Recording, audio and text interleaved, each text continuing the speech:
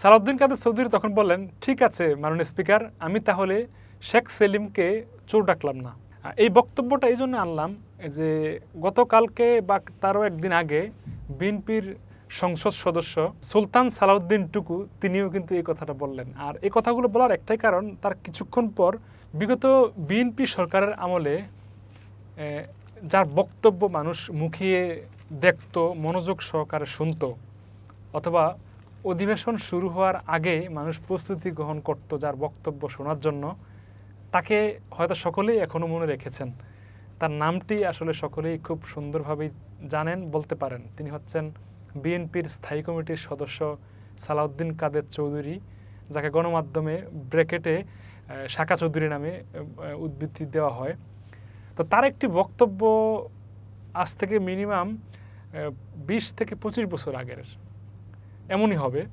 তো সেই একটি বক্তব্য কপি করার চেষ্টা করেছেন বর্তমান সময়ে সংসদ সদস্য সুলতান সালাউদ্দিন টুকু।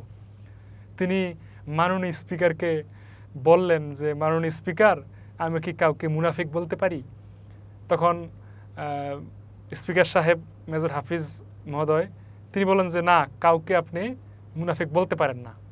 তখন সুলতান সালাউদ্দিন টুকু বললেন, ঠিক আছে মাননীয় স্পিকার, আমি তাহলে জামাতকে মুনাফিক বললাম না। আসলে এটা একটা কপি পেস্ট। অর্থাৎ আজ থেকে 15-20 বছর, 20 থেকে 25 বছর আগে সালাউদ্দিন কাদের চৌধুরী তিনি অ্যাডভোকেট আব্দুল হামিদ যখন স্পিকার ছিলেন, তখন তিনি তাকে উদ্দেশ্য করে বললেন, মাননীয় স্পিকার, আমি কি কাউকে চোর ডাকতে পারি? মাননীয় স্পিকার অ্যাডভোকেট আব্দুল হামিদ তিনি বললেন যে, না, আপনি কাউকে চোর ডাকতে পারেন না। সালাউদ্দিন কাদের চৌধুরী তখন বললেন, ঠিক আছে মাননীয় স্পিকার, আমি তাহলে শেখ সেলিমকে চোর ডাকলাম না। এই বক্তব্যটা এই জন্য আনলাম যে গতকালকে বা তারও একদিন আগে বিএনপির সংসদ সদস্য সুলতান সালাউদ্দিন টুকু তিনিও কিন্তু এই কথাটা বললেন। আর এই কথাগুলো বলার একটাই কারণ, তার কিছুক্ষণ পর স্বরাষ্ট্রমন্ত্রী সালাউদ্দিন আহমেদ তিনি কিন্তু একটি বক্তব্য দিয়েছেন যে ওই সময় যদি আমরা জুলাই সনদ সহ বিভিন্ন শর্ত না মানতাম, তাহলে কিন্তু নির্বাচনটা পিছিয়ে যেত বা নির্বাচনটা হইতো না। আর নির্বাচনটা যেন হয় সেজন্য আমরা অনেক কিছু সহ্য করে গিয়েছি।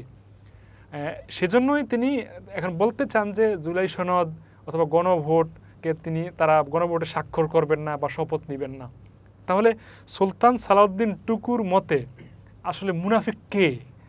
দর্শক, আপনারা এটা খেয়াল করেছেন কিনা আমি জানি না, তবে আপনারা আপনাদের মত প্রকাশ করতে পারেন যে সুলতান সালাউদ্দিন টুকু প্রথমত সালাউদ্দিন কাদের চৌধুরীর বক্তব্য কপি করেছে, এমনকি তারই রিফ্লেকশন অথবা তার কথার উত্তর অথবা কাকে তিনি মুনাফিক বলতে পারেন সেটা একটা ইঙ্গিত কিন্তু সালাউদ্দিন আহমেদ স্বরাষ্ট্রমন্ত্রী দিয়েছেন যে আসলে মুনাফিক কে। দর্শক, আপনারা এই বিষয়টি কীভাবে দেখছেন জানাতে পারেন। যে যেখানে আছেন সেখান থেকে দিনে অন্তত একটি ভালো কাজ করবেন। আসসালামু আলাইকুম।